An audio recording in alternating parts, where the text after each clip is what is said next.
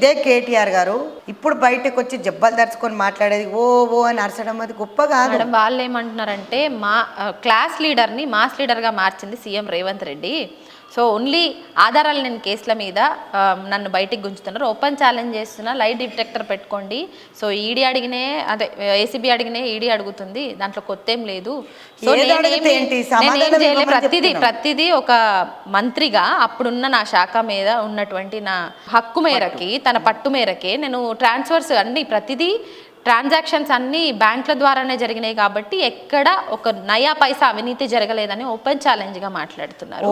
నిజంగానే అధికారంలో ఉన్నటువంటి నాయకులకి చిత్తశుద్ధి ఉంటే అరెస్ట్ చేసుకోమని కూడా చెప్తున్నారు కదా. సో అక్కడ ఉన్న ఫండ్స్ ఎక్కడికి పోయాయి, ఎందుకు పోయాయి, ఎప్పుడు పోయాయి, ఎవరికి పెట్టాము, ఎవరు రన్ చేశారు అనేది క్లారిటీ కావాలా. చాలా క్లారిటీగానే చెప్పుకుంటున్నాము. సో ఫండ్స్ ఎవరి నుంచి ఎవరికి ట్రాన్స్ఫర్స్ అయ్యాయి, ఏ వ్యక్తి నుంచి ఏ వ్యక్తికి పోయాయి, ప్రతిదీ చాలా ట్రాన్స్పరెన్సీగా ఉంది. ట్రాన్స్పరెన్సీ ఉంటే బయటకు వస్తాడు కదా. మరి ఇన్ని గంటలు ఎంక్వైరీ చేయాల్సిన అవసరం లేదు కదా. సబ్జెక్ట్ లేదు. ఇప్పుడు నాకు సబ్జెక్ట్ అదే అంటారు మేడం.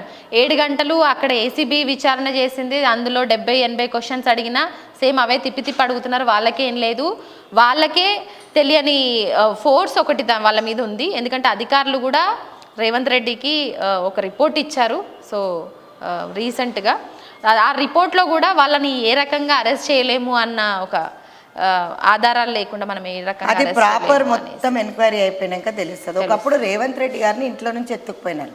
బెడ్రూమ్లోకి దులిచినప్పుడు ఏ రూల్ కింద బెడ్రూమ్లోకి వెళ్తారు, వితౌట్ సర్చ్ వారెంట్ ఎట్లా వస్తాడని అడిగినారు. అప్పుడు ఒక ఎంపీగా ఉన్నారు రేవంత్ రెడ్డి గారు.